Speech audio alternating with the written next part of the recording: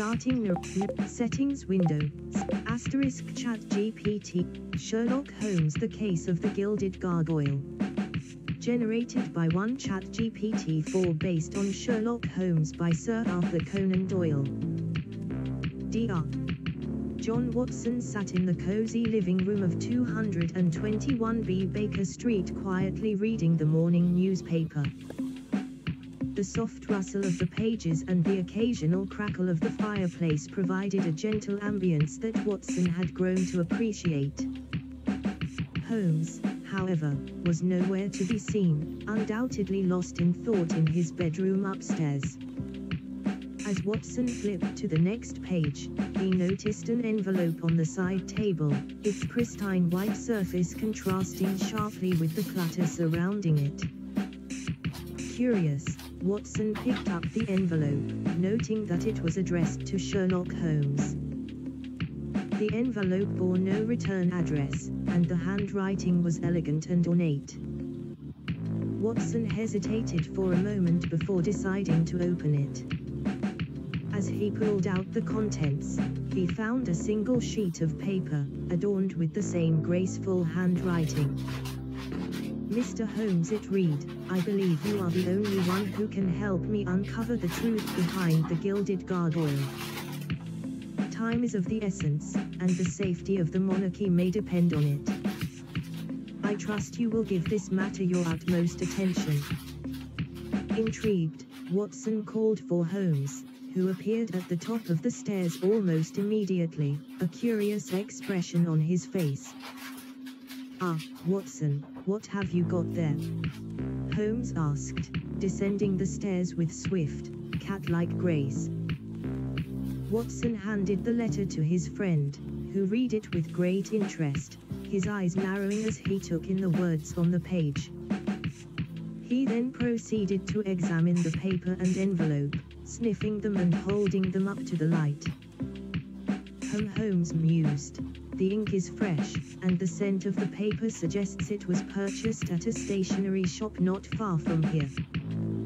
Our mysterious correspondent is both well-educated and well-funded, but why the urgency and secrecy? Holmes handed the letter back to Watson and began to pace the room, his hands clasped behind his back.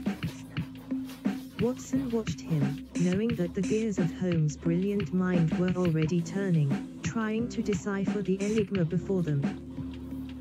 The following day found Holmes, Watson, and Irene Adler standing before an upscale art gallery, its large windows displaying an array of beautiful and exotic works. The gallery had been closed for a private event the previous night, and Holmes deduced that the event was somehow connected to the Gilded Gargoyle. As they entered, Holmes and Watson exchanged a glance. It was unusual for Irene Adler to be involved in one of their cases, but her expertise in the art world was undeniable. The unlikely trio approached the gallery owner, a distinguished-looking gentleman with a neatly trimmed beard and an air of sophistication. Good morning, Mr. Pembroke Adler said confidently, extending her hand. I am Irene Adler, and these are my associates, Mr. Sherlock Holmes and Dr. John Watson. We're investigating a matter concerning a piece you may be familiar with, the Gilded Gargoyle. Mr. Pembroke's eyes widened in surprise, and he ushered them into his private office. Please, come in. I had heard rumors of the Gilded Gargoyle, but I never imagined it would bring the famous Mr. Holmes to my gallery. As they settled into the plush chairs provided by Mr. Pembroke, Holmes wasted no time. We understand there was a private event here last night. Can you provide us with any information about the attendees and the nature of the event? Mr. Pembroke hesitated for a moment before answering. It was a gathering of esteemed collectors and art enthusiasts, many of whom are friends of mine. The event's purpose was to display a new collection of rare and valuable artifacts that I've acquired, including the Gilded Gargoyle. Irene Adler leaned forward, her eyes keen. "Can you describe the Gilded Gargoyle to us, Mr. Pembroke?" "Certainly," he replied. "It's a small, ornate sculpture, expertly crafted from gold and adorned with precious gems. It is said to have been part of a royal collection many years ago. The gargoyle's history is shrouded in mystery, and its whereabouts have been unknown for some time. I was fortunate enough to obtain it through a private sale." Holmes nodded, taking in the information. "And did anything unusual occur during the event?" Mr. Pembroke looked uncomfortable. "Well, there was one incident. During the evening, a gentleman I didn't recognize approached me and inquired about the Gilded Gargoyle. He seemed rather persistent, and I felt uneasy. When I refused to discuss the matter further, he left abruptly." "Do you recall anything about his appearance?" Watson asked. "He was a tall, thin man with dark hair and a distinctive scar on his left cheek," Pembroke replied. Holmes exchanged a knowing glance with Watson. The description matched that of one of Moriarty's known associates. The plot was beginning to thicken. Later that day, Holmes, Watson, and Irene Adler paid a visit to the residence of Inspector Lestrade. Lestrade, a longtime friend and colleague of Holmes, was well versed in the criminal underbelly of London and would likely have information on Moriarty's recent activities. "Ah, Holmes, Watson," Miss Adler, Lestrade greeted them, shaking their hands. "What brings you to my humble abode?" "The Gilded Gargoyle," Holmes replied succinctly, and Lestrade's eyebrows shot up in surprise. Sherlock Holmes and Dr. Watson learn about a mysterious and valuable artifact called the Gilded Gargoyle that has gone missing. Holmes, Watson, and Irene Adler visit the home of the wealthy art collector, Mr. Pembroke, to learn more about the Gilded Gargoyle and the event where it disappeared. The trio consults with Inspector Lestrade, who may have information about Moriarty's involvement in the theft of the Gilded Gargoyle. The following day, Holmes, Watson, and Irene Adler met with Inspector Lestrade at Scotland Yard. Lestrade, who was initially surprised by the unlikely alliance of the trio, soon understood the gravity of the situation when he was informed about the missing Gilded Gargoyle and the potential involvement of Moriarty. "Ah, Mr. Holmes, Dr. Watson, Miss Adler, it's not often we see such a remarkable team gathered in one place," Lestrade said as he shook their hands. "Regarding Moriarty, we've been investigating some suspicious activities in the city lately, and there's a chance that the theft of the Gilded Gargoyle is connected." Lestrade led them to a large table covered in papers, maps, and photographs. He pointed to a series of seemingly unrelated events: a break-in at a museum, an assault on a prominent art dealer, and the mysterious disappearance of a skilled craftsman known for restoring ancient artifacts. "These events may seem unrelated, but I have reason to believe they are all pieces of a larger puzzle, one that Moriarty is orchestrating," Lestrade explained. "And the theft of the Gilded Gargoyle might be the key to understanding his ultimate plan." Holmes nodded thoughtfully, his sharp eyes scanning the evidence laid out before him. "I concur, Lestrade. There's a pattern here, one that suggests a larger scheme at work. We must tread carefully, for we are not only dealing with a mastermind but also a dangerous adversary who will not hesitate to eliminate any obstacles in his path." With Lestrade's information in mind, Holmes, Watson, and Irene Adler set out to unravel the mystery of the Gilded Gargoyle and Moriarty's involvement in its disappearance. As the investigation continued, Holmes decided it was crucial to speak with the curator of the museum where the Gilded Gargoyle was stolen. Accompanied by Watson and Irene Adler, they paid a visit to the prestigious establishment. Upon arrival, they were greeted by the museum's curator, a tall, nervous man named Mr. Humphreys. He led them to his office, where they discussed the night of the theft. The Gilded Gargoyle was kept in a room with other priceless artifacts, under strict security measures, Mr. Humphreys explained, wringing his hands. We have no idea how the thief managed to bypass our security system and steal the artifact. Holmes carefully examined the room from which the Gilded Gargoyle had been taken, noticing a subtle but distinct scratch on the floor near the display case. He turned to Mr. Humphreys, asking if the scratch had been there before the theft. No, Mr. Holmes, that scratch wasn't there before, the curator replied, startled. What could it mean? Holmes remained quiet for a moment, mulling over the possible implications of this new clue. He then asked Mr. Humphreys about the craftsman who had disappeared, inquiring if the man had any connections to the museum or the Gilded Gargoyle. The craftsman, Mr. Davenport, was a dear friend of mine, Mr.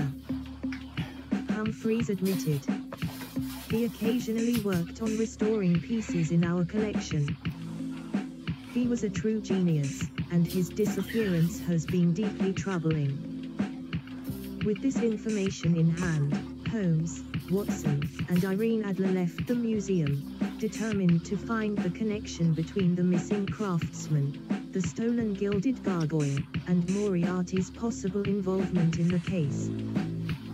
The trio returned to Baker Street to discuss their findings and plan their next move. Holmes, deep in thought, paced the room while Watson and Irene Adler looked on. It is clear that there is a connection between the theft of the Gilded Gargoyle, the disappearance of Mr. Davenport, and Moriarty's possible involvement, Holmes stated. We must delve deeper into the backgrounds of both Mr. Davenport and Mr. Humphreys, the curator, to discern if there are any hidden connections between them and Moriarty.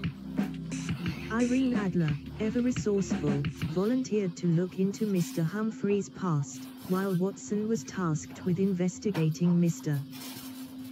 Davenport's background. Holmes, meanwhile, would continue to examine the clues they had gathered thus far. As Watson delved into the life of Mr. Davenport, he discovered that the craftsman had been involved in some shady dealings in the past. It seemed that he had accumulated a considerable amount of debt due to his gambling habits. Moreover, Watson found evidence of threats from an unknown source, demanding repayment of the debt. Meanwhile, Irene Adler's investigation into Mr. Humphreys revealed that the museum curator had a brother who had once been arrested for his involvement in an organized crime syndicate. Curiously, this syndicate was known to have ties to Moriarty's criminal empire. With this newfound information, Holmes, Watson, and Irene Adler reconvened at Baker Street to compare notes and discuss their next course of action. It was becoming clear that the case of the Gilded Gargoyle was far more complex and dangerous than they had initially anticipated. As the trio discussed the latest revelations, Lestrade arrived at Baker Street, eager to share new information regarding the case. Mr. Holmes, he said, I've just received word that an anonymous tipster has informed us that the Gilded Gargoyle can be found at an underground auction house tonight. Apparently, the auction will be attended by some of London's most notorious criminals, including some of Moriarty's associates. Holmes, realizing the gravity of the situation, devised a plan. Lestrade, you must organize a raid on the auction house tonight. Irene, Watson, and I will accompany you undercover. It is imperative that we recover the Gilded Gargoyle and apprehend any of Moriarty's accomplices in the process. As night fell, the group, now dressed in disguise, entered the dimly lit auction house alongside Lestrade's officers. The air was thick with tension as the auction began, with various illicit items being presented and bid upon by the nefarious attendees. Finally, the Gilded Gargoyle was unveiled, and the bidding commenced. Holmes, Watson, and Irene Adler exchanged glances, awaiting Lestrade's signal to initiate the raid. As the bids for the Gargoyle escalated, Lestrade gave the signal, and the officers sprang into action. Chaos erupted in the auction house as Lestrade's men arrested the criminals, while Holmes, Watson, and Irene Adler focused on recovering the Gilded Gargoyle. In the midst of the chaos, Irene Adler skillfully slipped through the crowd and made her way to the stage where the Gilded Gargoyle was displayed. As she reached for the precious artifact, a figure emerged from the shadows. It was one of Moriarty's henchmen, a man known as Sebastian Moran. Moran sneered at Irene. "You think you're clever, don't you, Miss Adler? But you won't be leaving with the Gargoyle tonight." Meanwhile, Holmes and Watson were busy apprehending other criminals in the room. Noticing the confrontation between Irene and Moran, Holmes shouted to Watson, "Watson, assist Irene. I'll join you shortly." Watson rushed to Irene's aid, engaging Moran in a fierce struggle. Irene took the opportunity to grab the Gilded Gargoyle and secure it in a satchel. With the artifact in their possession, they fought their way through the remaining criminals and regrouped with Holmes and Lestrade. Together, they made a hasty exit from the auction house, the Gilded Gargoyle in hand. As they caught their breath in a nearby alley, Holmes examined the artifact closely. "The craftsmanship is exquisite," he mused. "But we mustn't waste any time. We need to determine the significance of this artifact and why Moriarty's associates were so keen on obtaining it." The team, along with Mrs. Hudson, gathered in the familiar sitting room at 221B Baker Street. Holmes carefully inspected the Gilded Gargoyle, searching for any hidden compartments or markings. Irene, Lestrade, and Watson anxiously watched, waiting for Holmes to uncover the artifact's secrets. After what felt like an eternity, Holmes' eyes lit up with excitement. "Ah, I believe I have found something," he exclaimed, revealing a small, hidden compartment within the gargoyle. Inside the compartment was a rolled-up piece of parchment. Holmes unrolled it, revealing a cryptic message. "From fiery depths, the dragon's breath, a treasure sought by none but death. The crown's demise, the kingdom's fall, when shadows cast on regal wall." Holmes studied the parchment intently, while the others looked on with concern. "It appears to be a riddle, likely connected to the gargoyle and the threat to the monarchy," he mused. Irene leaned in to examine the message, her eyes narrowing as she read. "It must be a clue to the location of something," she said. "Something dangerous enough to threaten the monarchy itself." Holmes nodded in agreement. "Precisely, Miss Adler. It is our duty to decipher this riddle and uncover the truth before Moriarty can use it for his nefarious purposes." Over the next few days, the group tirelessly worked to solve the riddle, researching and discussing possible interpretations. Watson and Lestrade focused on the historical context, while Irene and Holmes analyzed the language and symbolism.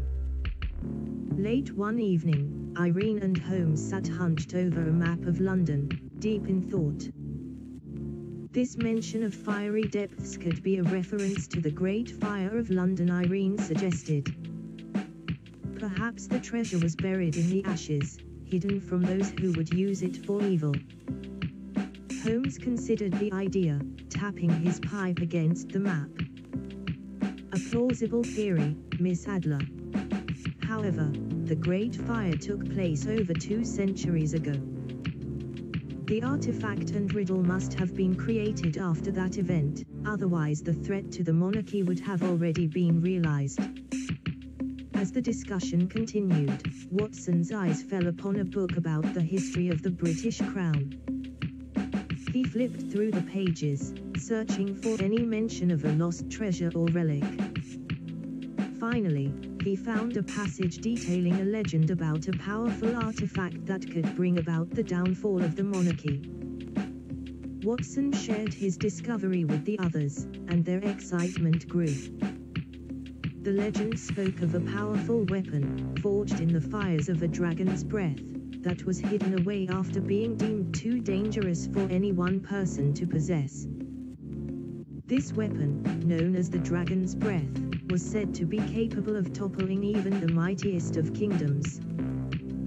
Could this be the treasure mentioned in the riddle? Lestrade asked, his voice barely above a whisper. Holmes nodded, his eyes locked on the parchment. It seems likely, Inspector. If Moriarty is after the Dragon's Breath, we must find it before he does. The safety of the monarchy, and perhaps even the world, depends on it. The following day, Holmes decided it was time to involve Molly Hooper, a trusted friend and skilled pathologist at St. Bartholomew's Hospital. Her extensive knowledge of anatomy and her access to medical resources might prove invaluable in their search for the Gilded Gargoyle. Holmes sent a message to Molly, requesting her assistance. When she arrived at Baker Street, the group filled her in on the details of the case, the riddle, and the Dragon's Breath. Intrigued and eager to help, Molly listened carefully and offered her insights. It's possible the gargoyle could be hidden within a crypt or tomb, she suggested. Many of the older cemeteries in London have elaborate carvings and statues, and a gargoyle might easily blend in among them. Holmes agreed, and together the group began to research London's cemeteries, focusing on those with a history of unusual or ornate carvings. They narrowed their search to a handful of locations that warranted further investigation. Setting out in pairs, they explored the cemeteries, scrutinizing every statue, crypt, and monument for any sign of the Gilded Gargoyle. Their search proved challenging, as the gargoyle's gold had likely been tarnished or concealed over time, making it difficult to spot. Finally, after days of searching, Irene and Watson discovered a promising lead in Highgate Cemetery. Hidden in a remote corner, a weathered gargoyle perched atop an ancient tombstone caught their attention. The gargoyle's features were twisted and grotesque, its once golden wings now covered in layers of moss and grime. Could this be the Gilded Gargoyle they had been searching for? Only further investigation would reveal the truth. As Holmes, Watson, Lestrade, and Molly Hooper examined the gargoyle and pondered the implications of the mysterious Dragon's Breath, an unexpected figure appeared in the doorway of 221B Baker Street.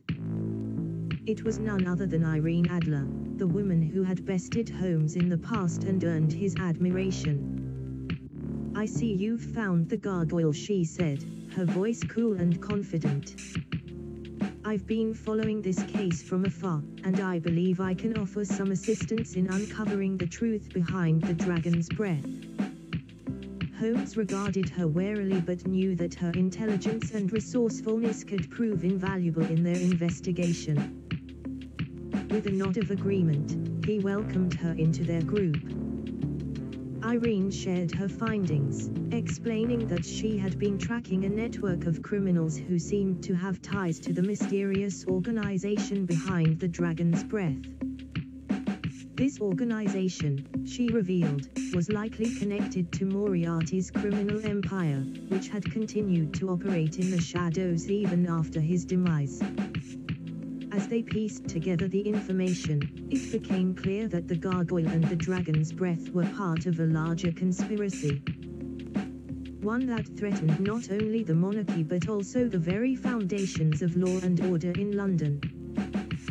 Working together, the group, now including Irene Adler, set out to unravel the mystery and bring the conspirators to justice. With each new clue they uncovered, the stakes grew higher, and the danger more imminent. But with their combined skills and determination, they pressed on, determined to foil the sinister plot and restore peace to the city. As the group continued their investigation, it became evident that they would need to work late into the night. Irene Adler and Molly Hooper, having formed a bond over their shared experiences with Sherlock and their involvement in the case, decided to have a sleepover at Molly's flat. Once they had settled in for the night, the two women found solace in each other's company, sharing stories about their lives and the challenges they had faced. The atmosphere was warm and comforting, and the implicit understanding between them brought a sense of security and support. At one point during their conversation, Molly's emotions got the better of her. With tears in her eyes, she confided in Irene about the mixed feelings she had experienced throughout the case, particularly as it pertained to Sherlock. Irene listened attentively, offering words of wisdom and understanding. As they continued to discuss the case, Irene and Molly began to connect the dots, uncovering new perspectives and potential leads. Their combined insights strengthened their resolve to help bring the conspirators to justice. The night wore on, and eventually, the two women drifted off to sleep, finding comfort in their newfound friendship. They slept side by side, their closeness a testament to the bond they had formed during the course of the investigation. The following morning, Irene and Molly joined Sherlock, Watson, and Lestrade at 221B Baker Street to share their insights from the previous night. As the group gathered around the table, it was clear that the atmosphere had changed. There was a sense of camaraderie and unity among them. Molly began by recounting the conversation she and Irene had shared, highlighting the emotional aspects of the case and the impact it had on all those involved. Her vulnerability resonated with the others, reminding them that behind the crime solving, there were real people with real emotions. Irene then revealed the new leads and perspectives they had uncovered during their discussion. Together, they had pieced together a clearer picture of the conspiracy and had identified potential weak points in the enemy's plan. The group listened intently as Irene laid out the new information, making connections and refining their strategy. Sherlock was visibly impressed with the progress Irene and Molly had made, and he acknowledged their contributions with gratitude. He knew that their combined efforts had brought them closer to solving the case of the Gilded Gargoyle. With renewed determination, the group set off to follow the new leads, each member contributing their unique skills and insights to the investigation. They were united in their quest for justice, working together as a formidable team to unravel the conspiracy that threatened the safety of the monarchy. As the group studied the new evidence, Watson noticed a pattern emerging in the coded messages they had deciphered. It seems that the conspirators have a network of operatives working across the city, he observed. Look at these locations. They're scattered throughout London, but there's a clear hub of activity around the docks. Sherlock, intrigued by Watson's observation, added, "Yes, and it's likely that the docks are being used to smuggle in the materials necessary for their plan. We need to investigate further." Lestrade nodded, then turned to Irene. "Miss Adler, what do you make of the names mentioned in these messages? Are any of them familiar to you?" Irene looked thoughtful as she scanned the list of names. "Some of them ring a faint bell, but it's hard to say without more context. However, one name stands out, Lord Redwood. He's been involved in a number of high-profile scandals lately, and I've heard whispers of his connections to criminal enterprises. Sherlock raised an eyebrow, clearly interested in this new development. Lord Redwood, you say? We should pay him a visit. It's possible he's a key player in this conspiracy. Molly chimed in, her eyes bright with excitement. I might be able to help with that. I have access to some medical records that could potentially give us more insight into Lord Redwood's activities. I'll gather what I can and meet you at his residence. With a plan in place, the group divided their tasks and set out to pursue their leads. Sherlock, Watson, and Lestrade would confront Lord Redwood, while Irene and Molly gathered additional information to bolster their case. As they left Baker Street, the team knew they were one step closer to uncovering the truth behind the Gilded Gargoyle and the conspiracy that threatened the monarchy. Sherlock, Watson, and Lestrade arrived at Lord Redwood's opulent residence, prepared to question him about his potential involvement in the conspiracy. As they were ushered into his study, they found the man himself, a tall, imposing figure with a neatly trimmed beard, awaiting them. "Ah, Mr. Holmes, Dr. Watson, and Inspector Lestrade." Lord Redwood greeted them with a sly smile. "To what do I owe this unexpected visit? We have reason to believe you may be involved in a criminal conspiracy," Lord Redwood's Sherlock stated bluntly. "One that threatens the very foundations of the monarchy." Lord Redwood scoffed, feigning ignorance. "Conspiracy? Monarchy? I'm afraid you've lost me, Mr. Holmes. I have nothing to do with such matters." But Watson interjected, "We've found your name mentioned in a series of coded messages related to the Gilded Gargoyle, a symbol of a dangerous plot against the crown." Lestrade added, "We're giving you the opportunity to come clean, Lord Redwood. We're prepared to take this information to the proper authorities if you don't cooperate." At this, Lord Redwood's expression darkened, and his facade of ignorance crumbled.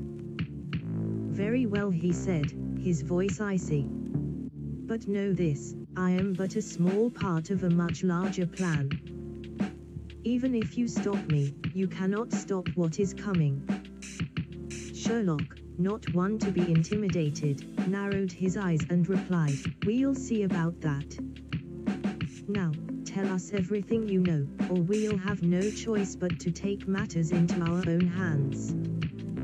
As Lord Redwood began to divulge details of the conspiracy, Sherlock, Watson, and Lestrade listened intently, aware that the information they were receiving could be the key to dismantling the entire operation and protecting the monarchy from the looming threat. As Lord Redwood continued to reveal the inner workings of the conspiracy, Sherlock's pocket vibrated. He discreetly removed a small folded piece of paper from his pocket and read its contents. His eyes widened, and he quickly hid the message from the others. Watson noticed Sherlock's sudden change in demeanor and inquired, "What is it, Holmes? What does the message say?" Sherlock hesitated for a moment before divulging the contents. "It's a message from Moriarty. He's been watching us closely, and he's warning us not to interfere any further." Lestrade's brow furrowed in concern. "What does that mean for our investigation? Are we in danger?" Sherlock considered the implications. Moriarty is a master manipulator, and this message is undoubtedly meant to unnerve us.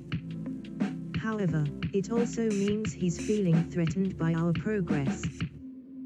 Lord Redwood, overhearing the conversation, chimed in. "You cannot possibly hope to outsmart Moriarty. He is always one step ahead. You should heed his warning, lest you meet a grisly end." But Sherlock was undeterred. Moriarty's involvement only strengthens our resolve. We will continue to unravel this conspiracy and bring everyone involved to justice, including Moriarty himself. With that, Sherlock, Watson, and Lestrade left Lord Redwood's residence, now more determined than ever to expose the truth behind the Gilded Gargoyle and thwart Moriarty's nefarious plans. Back at Baker Street, Sherlock, Watson, Irene, and Molly gathered in the sitting room to discuss their next move. Irene shared her experience with Molly and the emotional conversation they had shared. Their newfound connection had deepened their commitment to solving the case. Sherlock paced back and forth, deep in thought. Moriarty's message suggests that he's feeling the pressure.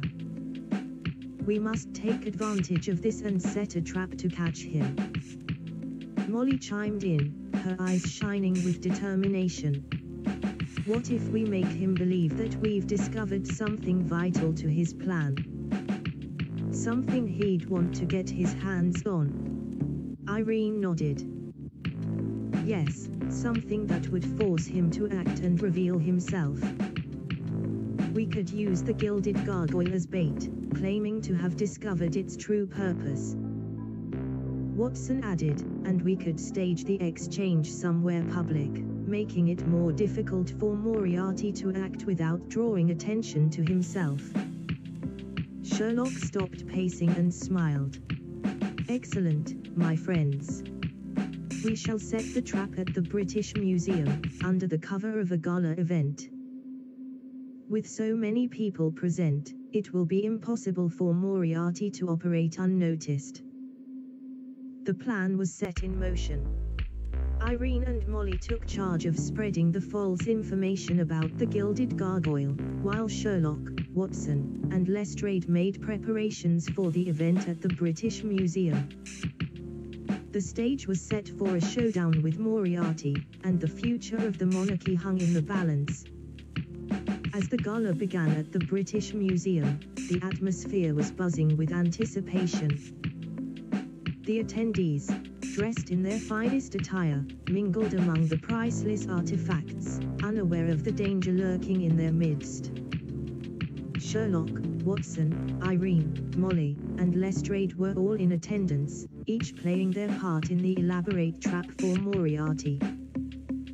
Throughout the evening, they kept a watchful eye on the Gilded Gargoyle, which was prominently displayed in the center of the main hall. They knew that if Moriarty or his agents were present, they would make a move at some point.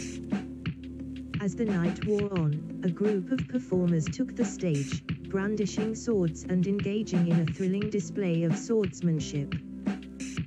The guests were captivated by the spectacle, providing the perfect distraction for Moriarty to strike. Sherlock, sensing that the moment was near, positioned himself close to the Gilded Gargoyle. Suddenly, a figure dressed in black emerged from the shadows, lunging towards the artifact. In a split second, Sherlock drew a sword he had concealed beneath his coat and engaged the assailant in a fierce sword fight. The clashing of steel echoed through the museum as Sherlock and the mysterious figure exchanged blow after blow. The guests watched in awe, unsure whether this was part of the performance or something more sinister. As Sherlock's skill and agility matched his opponents, he finally managed to disarm them, revealing the face of one of Moriarty's known associates. Lestrade and his officers quickly apprehended the would-be thief, but they knew that Moriarty himself was still at large. The trap had been partially successful, but the mastermind behind the conspiracy remained elusive. With time running out, Sherlock and his allies needed to uncover Moriarty's plan and put an end to his machinations once and for all. Prompt 19, Sherlock, Watson, and their allies worked to uncover the remaining pieces of Moriarty's plan and bring an end to the conspiracy. As they left the British Museum, Sherlock, Watson, Irene, Molly, and Lestrade discussed the events of the evening and what they had learned. Sherlock was convinced that the attempted theft of the Gilded Gargoyle was just the beginning and that Moriarty had something far more sinister in store. Determined to uncover the full extent of the conspiracy, they began to gather all the pieces of the puzzle. Irene used her contacts in the criminal underworld to gather information, while Molly used her medical expertise to examine the recovered artifacts for any clues. Watson and Lestrade worked together to track down any leads and gather evidence.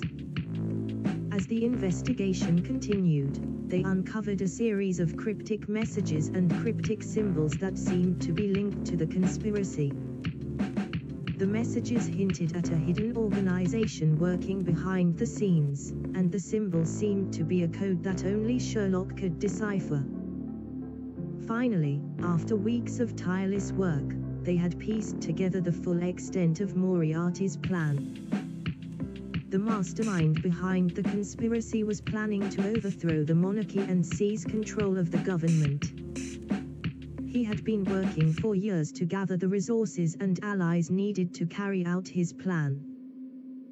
With the knowledge they had gathered, Sherlock, Watson, and their allies sprang into action. They worked tirelessly to unravel the last threads of the conspiracy and put an end to Moriarty's machinations once and for all. Prompt 20. The final showdown between Sherlock, Watson, and their allies and Moriarty and his agents. The day of the final showdown arrived. Sherlock, Watson, Irene, Molly, and Lestrade gathered in a secret location, ready to face off against Moriarty and his agents. They had been working around the clock to prepare, and the stakes could not have been higher. As they entered the room, they were met by a group of armed men, all loyal to Moriarty. A tense standoff ensued, with neither side backing down. Suddenly, Moriarty emerged from the shadows, his eyes blazing with anger. "You think you've won, but you haven't," he sneered. "I have an army of followers and resources at my disposal. You can't stop me." Sherlock stepped forward, his voice steady and confident. "We know your plan, Moriarty. We know everything. It's over." Moriarty let out a harsh laugh. "You have no idea what you're up against. But I'll enjoy watching you try." With that, the final showdown began. The room was filled with the sounds of clashing swords, gunfire, and shouting. Sherlock and Watson led the charge, taking on Moriarty and his agents with a ferocity that was unmatched. As the battle raged on, it became clear that the outcome was uncertain. Both sides were evenly matched, and the fate of the monarchy hung in the balance. Prompt 21. The aftermath of the showdown and the aftermath of the conspiracy. As the dust settled, Sherlock and Watson emerged victorious. Moriarty and his agents were defeated, and the monarchy was safe. The conspiracy had been stopped, and the world was a safer place because of their actions. But the aftermath of the showdown was not without its consequences. Many had been injured, and some had lost their lives. As they tended to the wounded, Sherlock, Watson, and their allies reflected on the events of the past few weeks. They had been through a lot. The next morning, Sherlock, Watson, Irene, Molly, and Lestrade gathered at Baker Street to discuss their next move. The apprehension of one of Moriarty's associates had provided some valuable information, but they were still no closer to uncovering the full extent of the conspiracy. "We must be careful," Sherlock warned. "Moriarty is cunning and dangerous. He will not rest until he has achieved his goals." Watson suggested, "Perhaps we could track the movements of his known associates and see if there are any patterns or connections that could lead us to him." Molly offered to use her connections at St. Bart's Hospital to gather any information that might be useful. Irene, meanwhile, offered to use her network of spies and informants to keep an eye out for any signs of Moriarty's movements. As the group split up to pursue their respective leads, Sherlock and Watson set out to track the movements of Moriarty's known associates. Their investigation took them to the East End of London, where they discovered a hidden network of underground tunnels and secret passages. Prompt 20. The group discovers a hidden network of underground tunnels.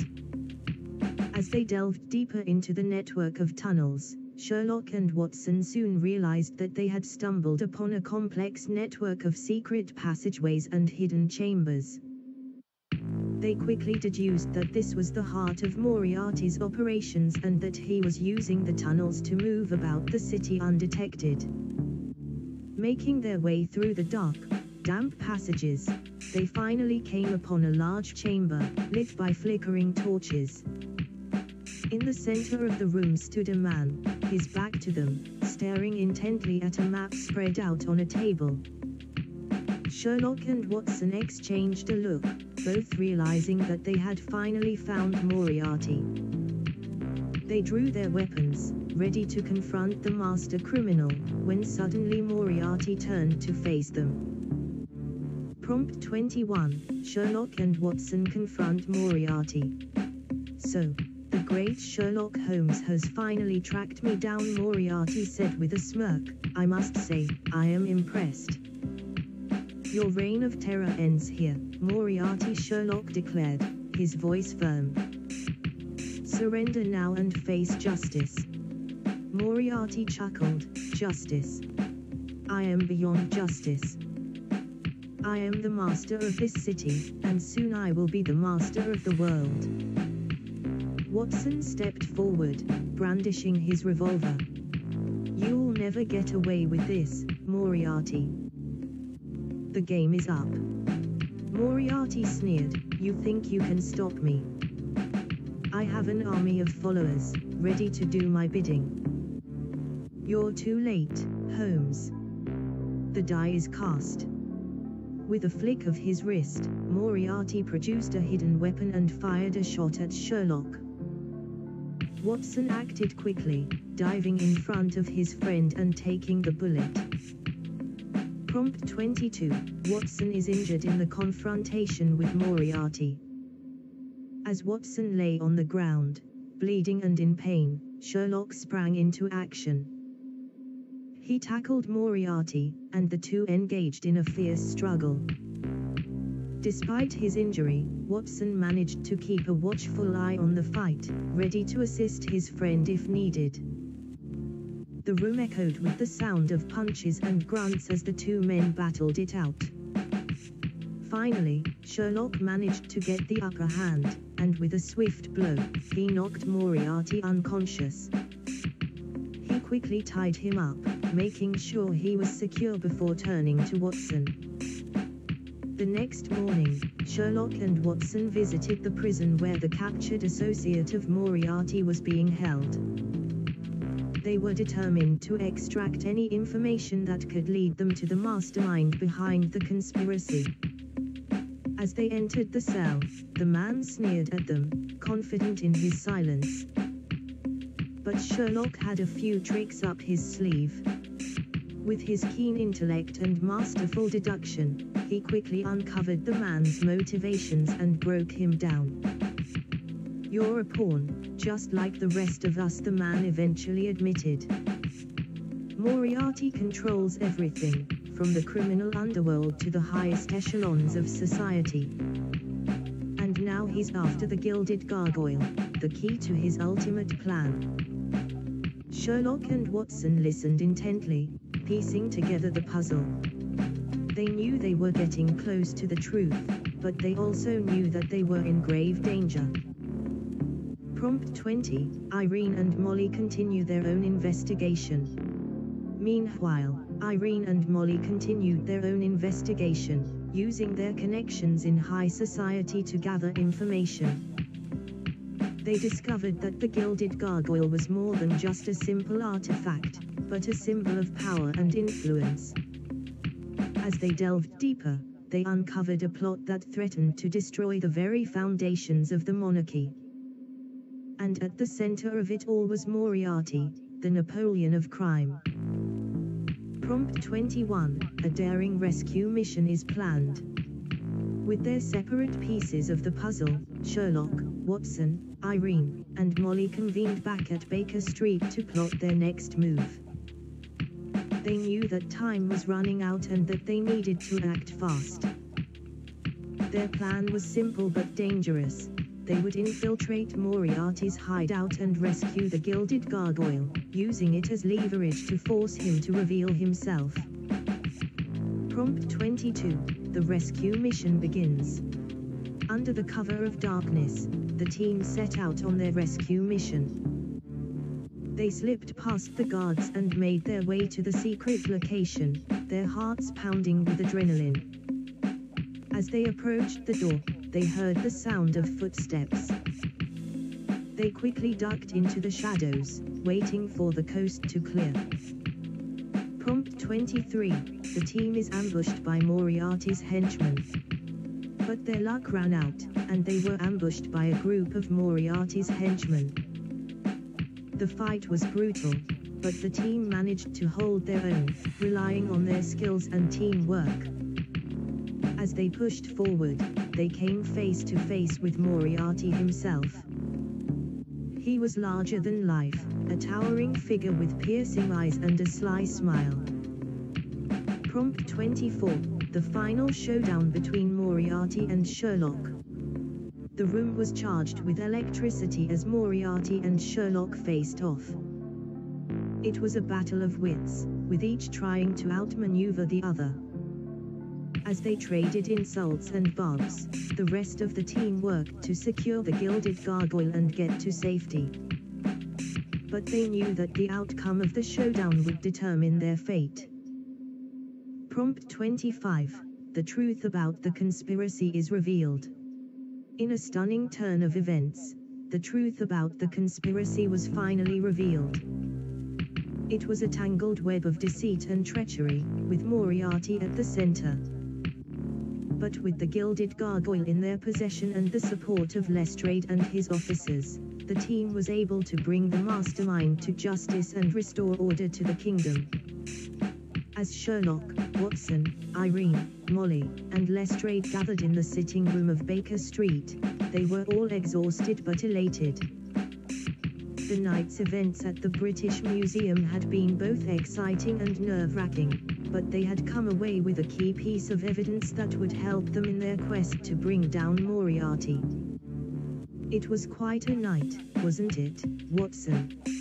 Sherlock said, settling into his armchair. Indeed it was, old boy, Watson replied with a smile. I never tire of these adventures, do you?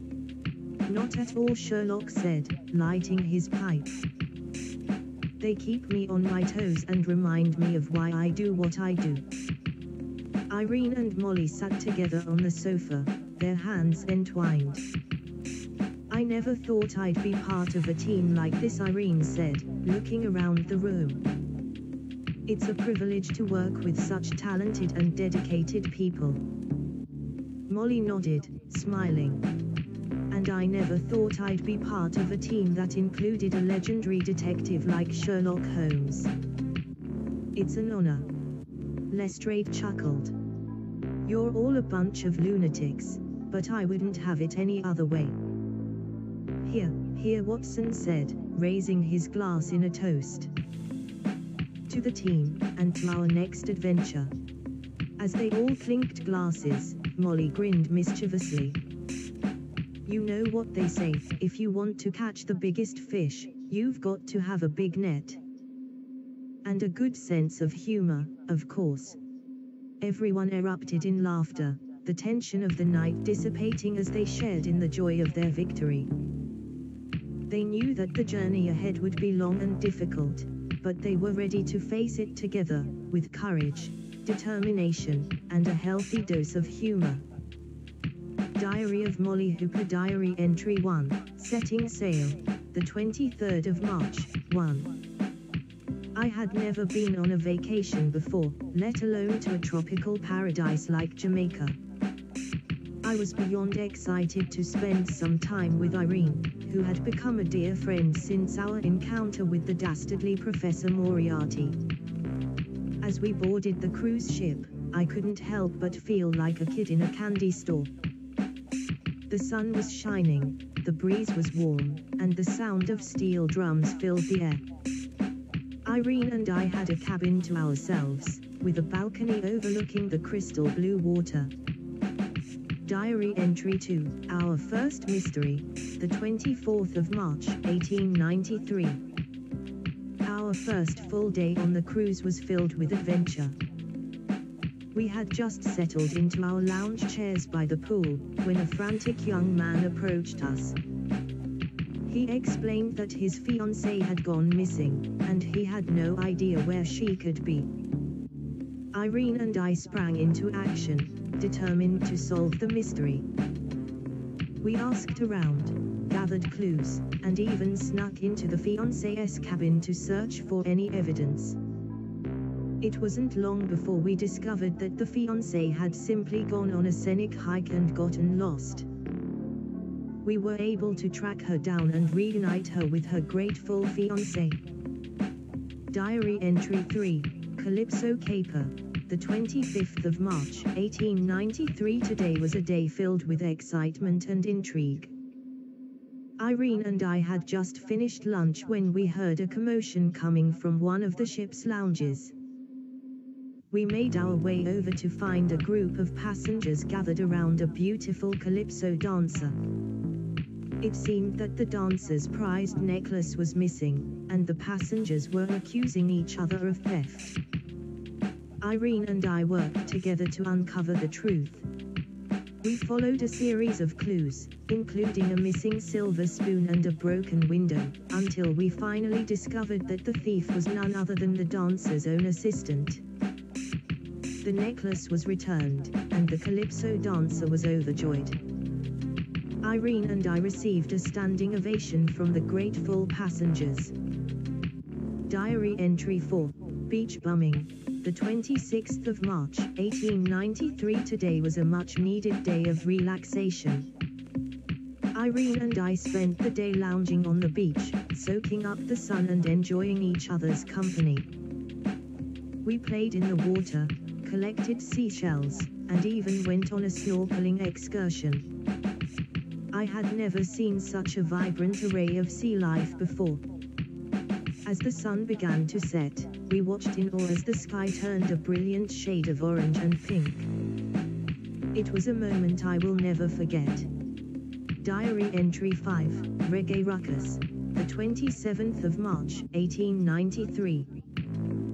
Tonight was the cruise ship's reggae party, and Irene and I were ready to dance the night away. However, our plans were interrupted when a young woman approached us, tearfully explaining that her prized reggae record had been stolen. She was heartbroken, as the record was a family heirloom passed down from her grandfather. Irene and I sprang into action, determined to recover the missing record. We asked around, gathered clues, and even snuck into the ship's storage room to search for any evidence. It wasn't long before we discovered that we were in trouble with a capital trouble. Sunday, the 15th of April, 1893. The start of an adventure. Dear Diary. Today is the start of a grand adventure. Irene and I are off to Jamaica for a much-needed vacation. We've both been working non-stop on various cases, and this trip is just what we need to recharge our batteries. I'm so excited to spend time with Irene in this beautiful country. I can't wait to explore the beaches, the mountains, and the vibrant culture. And of course, I'm looking forward to solving a few mysteries while we're here. After all, we are two of the most brilliant detectives in the business. I'm packing my bag as I write this, trying to make sure I have everything I need for this trip. sunscreen, a swimsuit, my trusty magnifying glass, and a few other essentials. I can hardly contain my excitement. Irene is already waiting for me in the airport. I can't wait to see her smile when I finally arrive. She always has a way of making me feel better, no matter what. I'm so grateful to have her in my life. Well, I must run now. The plane is about to take off, and I don't want to miss it. I'll write again soon, dear diary. Until next time, Molly Hooper. March 20th, 1893, 4:30 p.m. I can't believe it's been a week since Irene and I arrived in Jamaica. Time has just flown by. This place is truly a paradise. The sun, the sea, the people, everything is just perfect. I'm so grateful that Irene invited me on this trip. I never would have thought I could afford a vacation like this. Today we went on a hike in the mountains. It was so beautiful. We saw so many exotic birds and animals, and the view from the top was just breathtaking. On the way back, we stumbled upon a small village that was having some kind of festival. There were so many people, music, and food. We decided to join in and it was just so much fun. I danced with some of the locals and even tried some of the traditional food. It was delicious. Irene and I also found ourselves solving another mystery while we were here. It seems that wherever we go, trouble just finds us. But, I have to admit, I kind of like it. It's like we're on our own little adventure, just the two of us. Irene is such a brilliant detective. I'm always in awe of her skills. But, enough about the adventures and mysteries. Let's talk about the love life. Or lack thereof. I have to admit, I was hoping to find love on this trip, but so far, no luck. But, that's okay. I'm just enjoying spending time with Irene and exploring this beautiful island. Diary entry, the 22nd of March, 1893, 6 p.m. Today we spent the day on the beach. It was just perfect, the sun, the sand, and the sea. We lounged on the beach, swam in the ocean, and even tried some water sports. I have to admit, I'm not the most athletic person, but I gave it my best shot. Irene was a natural, she even tried surfing. Later in the evening, we went to a local bar and ended up solving another mystery. It seems that the bar was being haunted by a ghost, and the locals were too scared to go there. But, of course, Irene and I weren't intimidated. We talked to some of the locals and found out that the ghost was actually a former owner of the bar who died and never got a proper burial. We found out where he was buried and held a proper burial ceremony for him. The ghost was finally at peace and the bar was no longer haunted. I have to say, I'm starting to feel like a real-life Nancy Drew. I never thought I would be solving mysteries on a tropical island, but here I am. It's just so much fun, and I'm so glad I'm here with Irene. Diary entry, the 24th of March, 2023, 8 p.m. Today was a day of relaxation. We spent the day at a spa. It was just what we needed after all the excitement of the past few days. We got massages, facials, and even took a yoga class together. It was just so peaceful and calming. In the evening, we went to a local restaurant for dinner.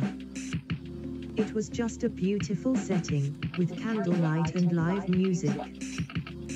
We had the most delicious meal and just enjoyed each other's company. As we were walking back to our hotel, we stumbled upon a robbery in progress. Of course, Irene and I jumped into action and were able to stop the robbers and save the day. I have to say, it's starting to feel like we. Diary entry. The 20th of March, 1893, 7 p.m. Sunned, and sleuthing, the Jamaica adventure continues. Today has been a whirlwind of excitement and adventure.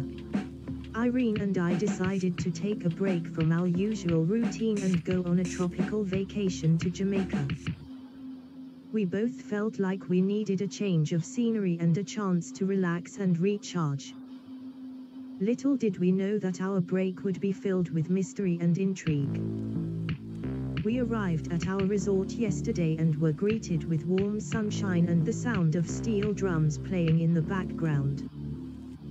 We were both excited to spend the next few days soaking up the sun, enjoying the local cuisine, and exploring the island. However, our plans changed quickly when we met our tour guide, a charming young man named Marcus. He told us about a string of strange occurrences that have been happening around the resort. Guests have been reporting missing jewelry and other valuables, and no one has been able to figure out who the culprit is. Irene and I couldn't resist the opportunity to use our detective skills and offered to help Marcus solve the mystery. He was grateful for our assistance, and we spent the rest of the day interviewing guests and gathering clues. Our investigation led us to a hidden room in the resort where we found a pile of stolen items. We also discovered a mysterious map that appeared to be pointing to a location on the island. Irene and I were determined to follow the map and solve the mystery once and for all. We set out on a journey through the lush jungle, facing danger and overcoming obstacles at every turn. It was an exhilarating experience, and I couldn't help but feel grateful to have Irene by my side. As we approached the location on the map, we stumbled upon an old temple hidden deep in the jungle. It was a breathtaking sight, and we couldn't wait to explore it further. We discovered that the temple was being used by a group of smugglers who were using it as a base to store and sell their stolen goods. Irene and I sprang into action, using our wits and skills to outsmart the smugglers and bring them to justice. We returned to the resort with the stolen items, and Marcus was overjoyed. He thanked us for our help and promised to keep us in mind if he ever needed assistance again. As the day came to a close, Irene and I sat on the beach, watching the sun set over the ocean. We reflected on our adventure and laughed about our misadventures.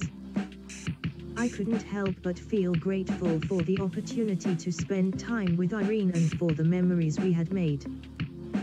I can't wait to see what tomorrow brings.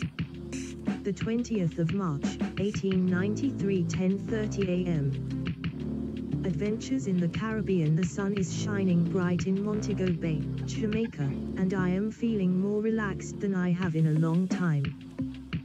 Irene and I arrived here yesterday, and it has been nothing short of a dream come true.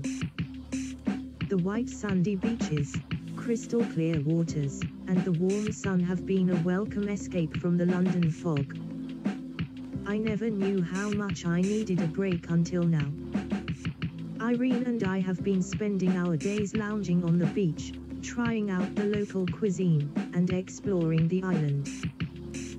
We went snorkeling yesterday and saw the most incredible sights, colorful schools of fish, coral reefs, and even a few sea turtles. It was breathtaking. But, of course, we couldn't stay away from solving mysteries for too long. We found ourselves in the middle of another case when we met a local artist named Carlos. He had a problem with one of his paintings being stolen and asked for our help in finding it. Irene and I were more than happy to assist, and we set out to track down the thief. It was a thrilling adventure, as we followed the clues and pieced together the mystery. The thief turned out to be the owner of a local gallery, who had been trying to pass off Carlos' work as his own. With our help, Carlos was able to retrieve his painting and bring the thief to justice. I am so grateful to have Irene by my side on this journey. Not only is she an excellent detective, but she also knows how to make me laugh and keep me calm in the face of danger. I feel like I am finally starting to understand what it means to be in love. We have one more day here in Jamaica, and I plan to make the most of it. I just hope that our next adventure isn't too dangerous, as I would like to return home in one piece. Until next time, Molly Hooper Diary Entry, A Caribbean Adventure. Monday, the 20th of March, 1893. Today was a day of surprises and new experiences.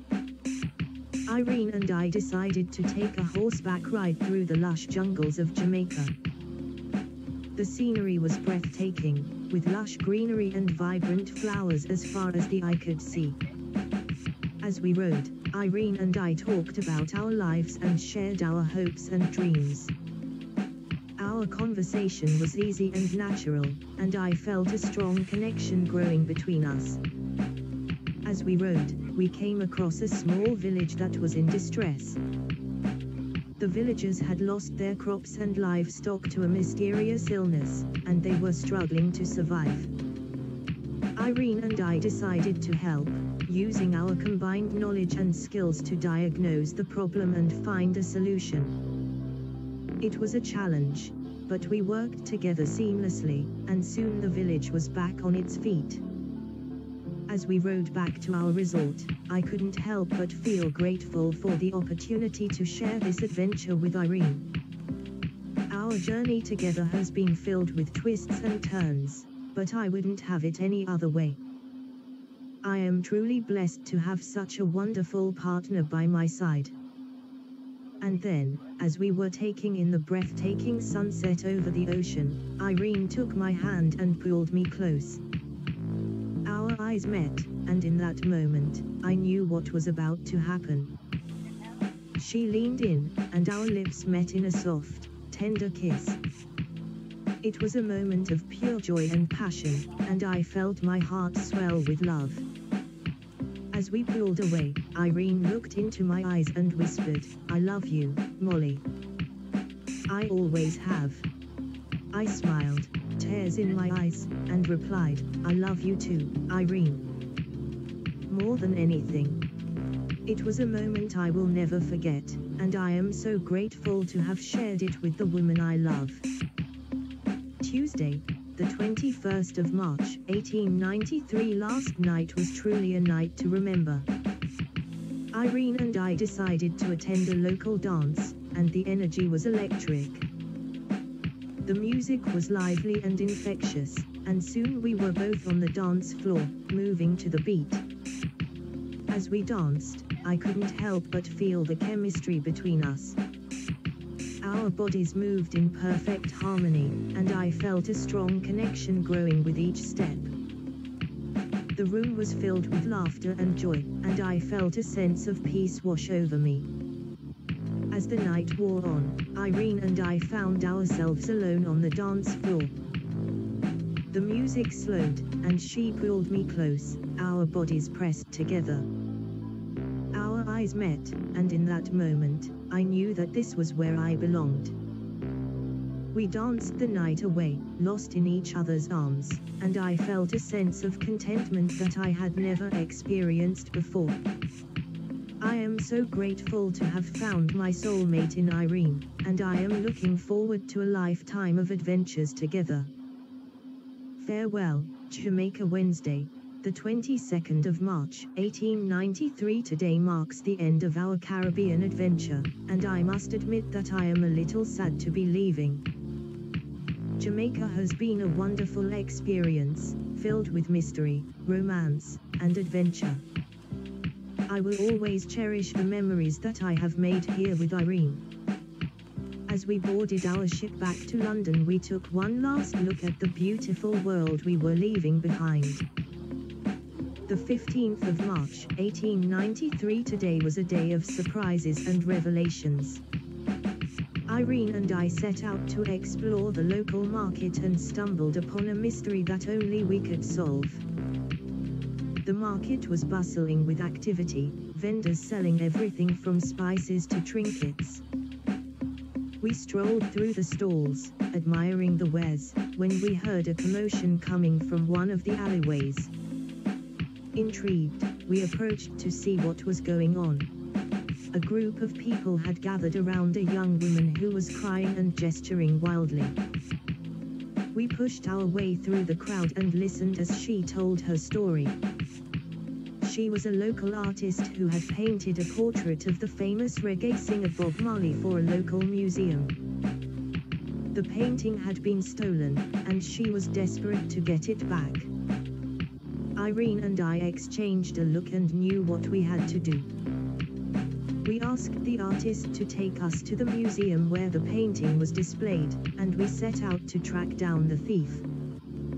It was a challenge, but with Irene's quick thinking and my deductive skills, we were able to solve the mystery and retrieve the stolen painting. The artist was overjoyed, and the crowd cheered as we returned the portrait to its rightful place. But the biggest surprise of the day came later, when Irene and I were walking back to our hotel. We stopped to watch the sunset, and as we stood there, the beauty of the moment overcame us. We turned to face each other, and without a word, our lips met in a soft, passionate kiss.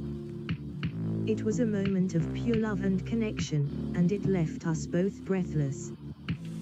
I don't know what the future holds for Irene and me, but in this moment, everything feels possible. Diary entry. The 16th of March, 1893. Today, Irene and I took a trip to the local waterfall. The sound of the water cascading down the rocks was music to our ears, and we were both in awe of the beauty of the place. We climbed to the top of the waterfall and sat down to enjoy the view. As we sat there, hand in hand, Irene turned to me and said, "Molly, I want to spend the rest of my life with you. Will you be mine?" I was taken aback by her declaration, but I knew in my heart that this was what I wanted. I took her hand and replied, "Yes, Irene. I will be yours forever." We sealed our commitment with another kiss, this time more passionate and intense than the one before. We were lost in the moment, surrounded by the beauty of nature and the love we shared. Diary entry 10. The 17th of March, 1893. Today was our last day in Jamaica, and we spent it exploring the local beaches. We swam in the crystal clear waters and lounged on the sand, soaking up the sun and each other's company. As we said goodbye to the island and headed back to our lives in London, I knew that our love story had only just begun. The memories of our time in Jamaica will stay with us forever, and I am grateful for every moment we shared. The 17th of March, 1893. Jamaica. Day 8. I woke up to the sound of the waves crashing against the shore, and I immediately knew that today was going to be a good day. I got out of bed and went to the balcony, where I saw Irene already sitting, enjoying her coffee. I joined her and she offered me a cup of coffee. "Good morning, my dear," she said with a smile. "Good morning, Irene. What's on the agenda for today?" I asked, sipping my coffee. "I have a surprise for you," she said, a mischievous glint in her eye. "I've arranged for us to go on a catamaran tour of the island. We'll visit some of the most beautiful beaches and snorkel in the crystal clear waters. It'll be an adventure." I was over the moon. I love adventures, and the thought of exploring the island with Irene was too exciting to handle. We quickly got ready and headed to the marina, where the catamaran was waiting for us. The captain was a jolly old man with a broad smile, who welcomed us aboard. As we set sail, I couldn't help but feel grateful for this opportunity. Being here with Irene was a dream come true, and I was determined to make the most of it. We visited several stunning beaches, each one more beautiful than the last. We snorkeled in the turquoise waters, marveling at the colorful fish and coral. It was truly breathtaking. As the day went on, I couldn't help but feel a growing affection for Irene. She was smart, strong, and confident, and I was in awe of her. I didn't know what the future held, but I knew that I wanted to spend more time with her. Finally, as the sun began to set, we returned to the marina. Irene took my hand and led me to a secluded spot on the beach. We sat down and watched the sunset, the colors painting the sky in a brilliant display of reds, pinks, and purples. In that moment, I knew that I wanted to kiss her. I turned to her and she looked at me, and without a word, we leaned in and shared a passionate kiss. It was a moment of pure joy and happiness, and I felt like I was exactly where I was meant to be. As we broke apart, Irene looked at me and smiled. "I've been wanting to do that for a while now," she said. "Me too," I replied, smiling back at her. We sat there for a while longer, watching the sunset and holding each other close. It was a moment I would never forget, and I was grateful for every moment I got to spend with Irene.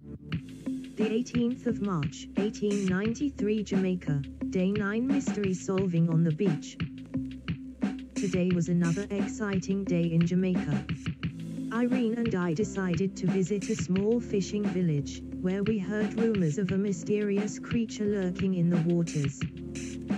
As soon as we arrived, we were greeted by the locals, who were eager to tell us their tales of the creature. They described it as a giant serpent with glowing eyes, that could swallow a man whole. Irene and I were skeptical, but we couldn't resist the opportunity to solve the mystery. We set out to investigate, determined to get to the bottom of the mystery. Molly Hooper's Diary, Jamaica Adventures Entry, A Night to Remember. The 22nd of March, 1893, 11:30 p.m. Tonight was one of the most magical nights I have ever experienced.